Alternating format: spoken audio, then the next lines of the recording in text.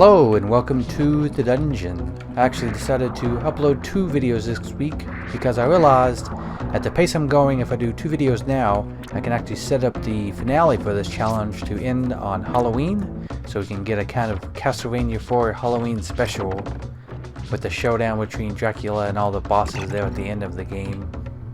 But for now, we're just going through the dungeon. And one thing I would like to point out about the dungeon is right here in the first area, we have all this green slime going through, making it look more like a sewer in a way than a dungeon. Although all the spikes still, it's a mixture of a dungeon and a sewer maybe.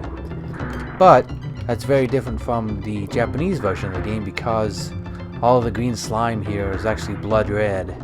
So for some reason in this version of the game, they went ahead and made it somehow more kid-friendly by making it green. And I don't think it looks quite as cool, probably. It just is not as cool as the blood red area. So now I gotta deal with some tough bone skeletons here though. But I think I can jump over this one, and there we go. That went pretty well. And there's also a piece of meat there, so even if you get hit by that skeleton, you can get your health back right away. I don't even need to kill this one, but going for points I guess today. But now we come back to more spike stuff. And I think overall this level won't be any more difficult than normal because the biggest threat is all of the spikes. And having a leather whip only isn't going to really change the spikes. Whether I have a chain whip or a leather whip. But this is going pretty well, I think.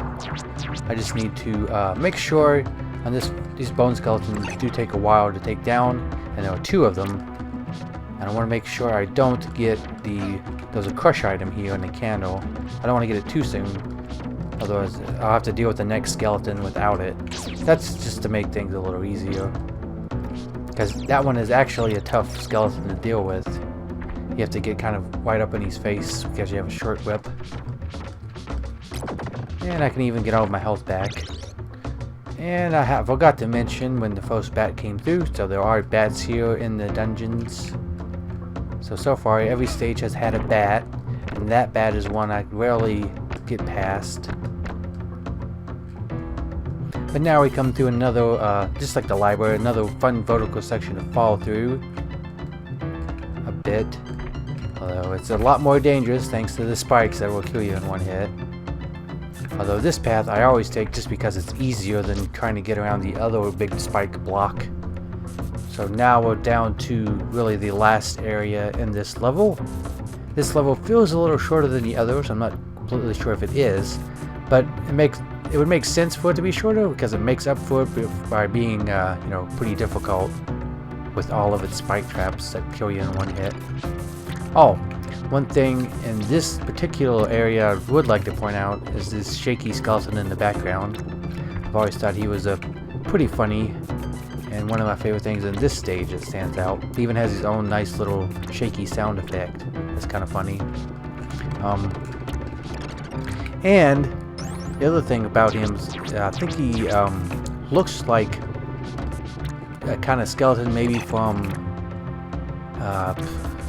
Mexican holiday, kind of the Day of the Dead. Like his head has that kind of shape to it where it looks like a skeleton that would be in that kind of celebration. So he still stands out more for that reason too. But he's kind of a silly dude. And then here at the end, before the boss, we have what I always call the down button check, because I always just crawl through it, and as long as my down button's working, it's not a problem. But then we come to the really random thing here, maybe the toughest thing in the game, I think, actually, because it's pretty much always a little different. I like to take a look at it. Sometimes I really hesitate. It's frightening. Because on top of all those random blocks going around, you got the swords that try to hit you too. So here we are at the boss, which I don't think is too hard. Most of his attacks just hit the ground, and you can even hit the potions before they hit the ground anyways. The only thing you want to worry about is the green potions, because they split apart in the air. So far he hasn't really used one though, so I'm fine with that. That's the one I can never really deal with that unless I hit it out of his hands as he's throwing it. So as long as he doesn't use that potion too much, we should be fine. He also hasn't used his cloning potion yet. That one's a little neat, actually. Although his clones are really weak. They normally go down to like 3 hits. So I don't think he'll be a problem, though. At the rate we're going, that could survive probably 2 more hits. As long as he doesn't throw like 2... Okay, well, he's dead, so we're good to go. So that's all of the videos for this week. I've made it through stage 8 now, and next week will be another great stage in the rooms of gold, the treasury of the castle. So until then, thanks for watching. Bye bye.